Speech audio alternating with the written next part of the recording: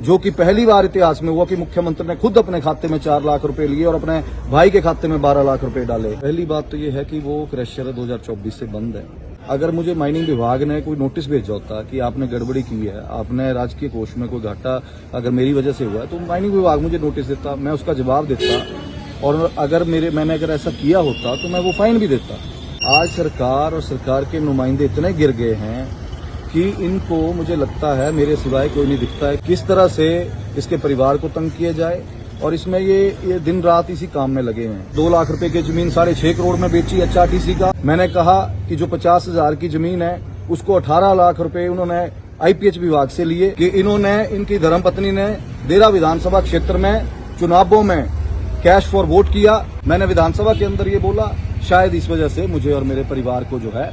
दरअसल कल SP बलबीर सिंह ने बताया था कि सितंबर 2025 की बात है, सुजानपुर पुलिस को सूचना मिली थी कि महादेव स्टोन क्रशर में अवैध खनन हो रहा है और अवैध खनन को लेकर काफी गड़बड़ियां हैं। इसके बाद जांच की गई। पुलिस ने अपनी जांच के आधार पर कई तरह का रिकॉर्ड भी जब्त किया और इसी आधार पर जांच में अब ये पाया गया है कि यहाँ X और M फार्म का दुरुपयोग किया गया है।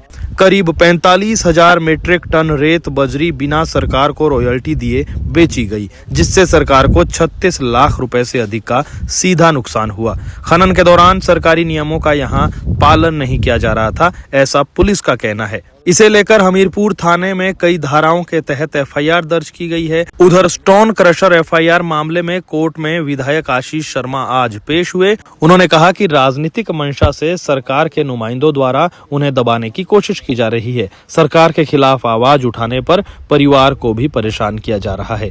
क्या कुछ कहा विधायक आशीष शर्मा ने, वो आप आगे सुनिए। मामला अदालत में है और मैं इस विषय में ज़्यादा बोलना नहीं चाहूँगा, लेकिन फिर भी क्योंकि अखबारों के माध्यम से और जो मुकदमा दर्ज किया गया सुजानपुर थाना में, तो उसमें मेरे पर FIR दर्ज की गई और उसमें जो इन्होंने कहा कि मैंने करीब 36 लाख रुपया राजकीय कोष को जो है वो घाटा पहुंचाया है और फ्रॉड किया है और डॉक्यूमेंट्स के साथ हेराफेरी की गई है।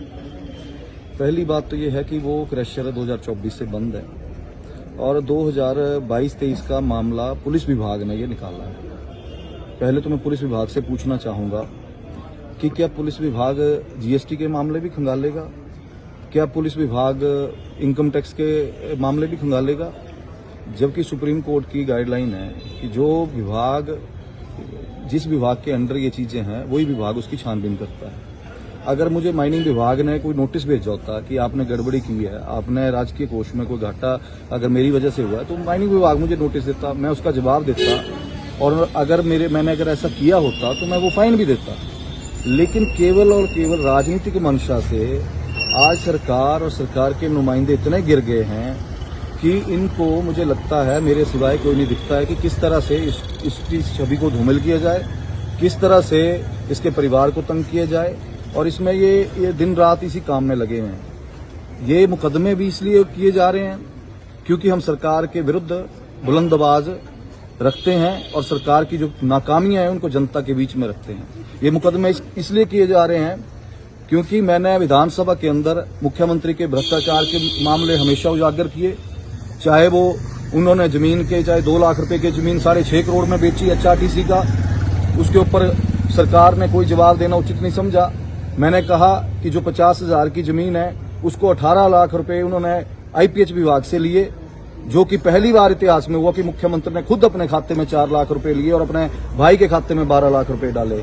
मैंने विधानसभा के अंदर मुद्दा उठाया कि इनकी धर्मपत्नी ने देरा विधानसभा क्षेत्र में चुनावों में कैश फॉर वोट किया, वोट खरीदे गए, 50-50 हजार रुपए महिला मंडलों को डाला।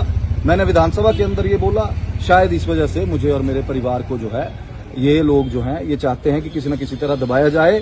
लेकिन मैं मीडिया के माध्यम से मैं ये स्पष्ट रूप से कहना चाहता हूं, चाहे वो बेरोजगारी का मुद्दा हो, आज सरकार जो है प्रदेश की, ये इन्होंने प्रदेश का बेड़ा गर्क कर दिया है।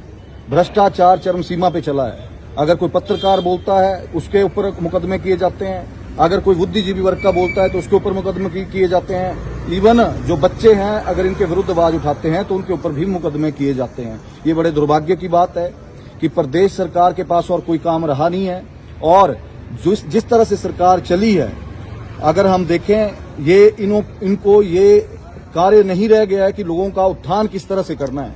जो 10 गारंटियां ये लोग देके आए थे, आज बेरोजगार जो युवा हैं, हमारे हमीरपुर का ही जो कर्मचारी चयन योग जिसका इन्हें राज्य चयन योग जिसका नाम बदल के किया है, मैं सरकार से पूछना चाहता हूं कि आप ये बताइए मुकदमे चलते रहेंगे।